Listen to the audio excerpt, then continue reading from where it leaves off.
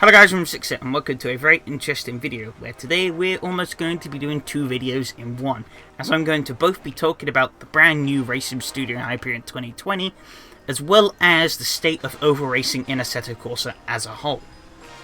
Now, to start with the car, the Racing Studio Hyperion 2020 is based off of course, the 2020 NASCAR Cup Series Ford Mustang. In terms of visuals and sounds, it's Racing Studio, what was you really expecting? They have knocked it out the park. The car looks fantastic, it sounds fantastic. I have no real complaints here. There's one minor change that I would like to be made, however, and that is with the dashboard.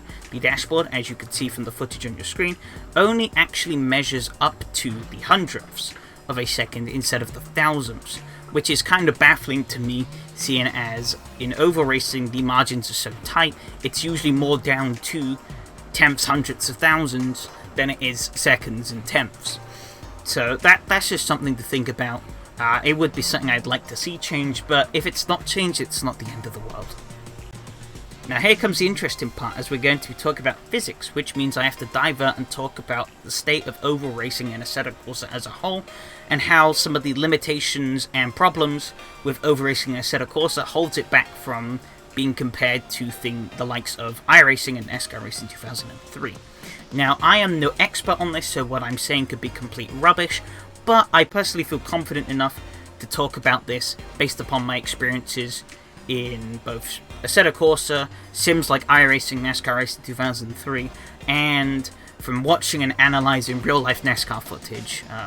Of course, still, I could be very much wrong, but this is how I personally feel, so take it as you will.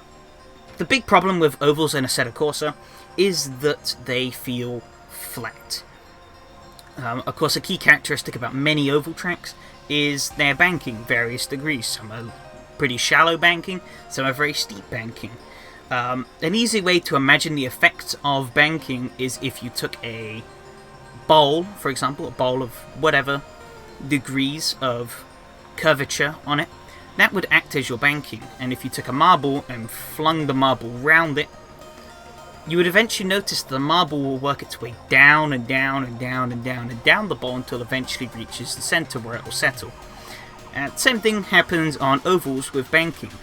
Obviously, the circumstances are different, but the same principles apply. You are almost working against gravity, and the car will be trying to pull itself down towards the inside of the oval. This ultimately helps with cornering, as you are able to hold higher speeds through the corners. And obviously, the steeper the banking is, the higher those speeds can be.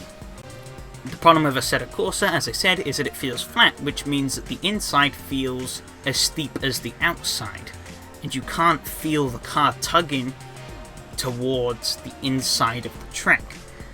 This becomes a problem when you have the hypothetical situation of two cars entering the corner at the same speed side by side. In an actual oval, both lines sort of are at equilibrium with one another.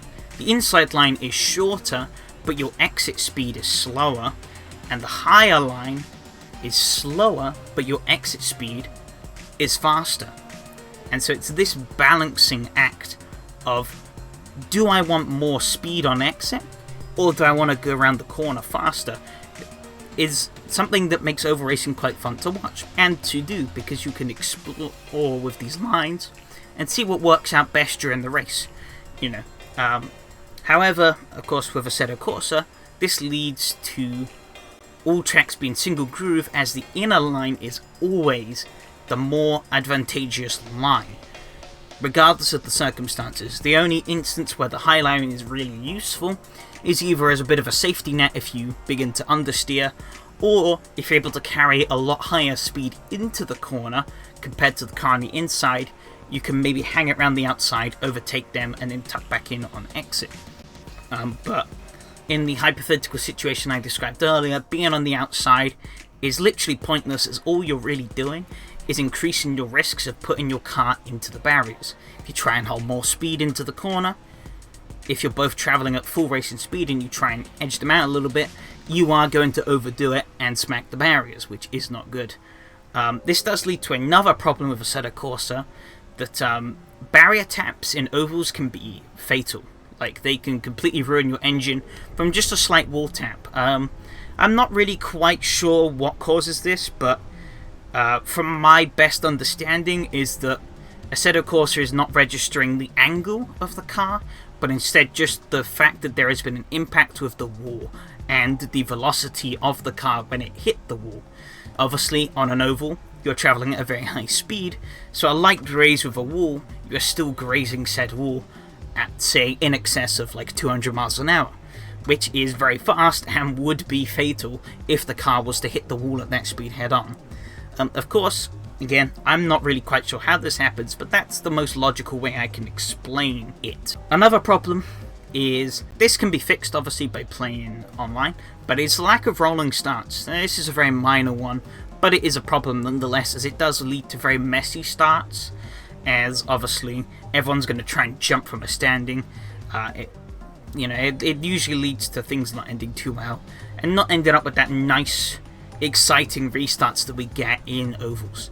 To add to that as well, if you're playing solo, the AI in Assetto Corsa are not cut out for oval racing at all. They don't really quite understand how the lanes work. They don't quite understand how to draft properly. They will pull out and pull into drafts. Weirdly, they can act very erratically from what you would be expecting on an oval, which can lead to undesired results. Now that I've gotten all that out of the way, it's time to talk about the car itself and how it handles different types of ovals. First off is the 1.5 miler ovals. These are sort of your more standard ovals, you could say. This is where I'd say the car is at home. VRC Southstar is probably the best track for these cars. It feels fantastic around there. Mountain Peak is pretty good as well, which is another track that you'll see in the background. It's quite bumpy though, so that's something you have to be care of. But ultimately, I do think this is where the car is at its best. The racing is quite good, even with AI. You can have a lot of fun with these tracks. And one thing to note is you will need a setup. Baseline, this car will understeer. It won't take the corners well at all. It's not that good. But with a setup, if I remember, I might include a link to my setup in the description. I'm not sure. So check the description for that if you want it. But this is kind of a rough setup that I feel like makes the car handle a lot nicer on these tracks. Obviously, for professionals, you would fine-tune it into more, but just for a casual setup, I feel like it works quite well. And it makes the car come alive on these tracks and feel quite fun and enjoyable. Switching over to SuperSpeedways now. As you can see in the background, I have Daytona.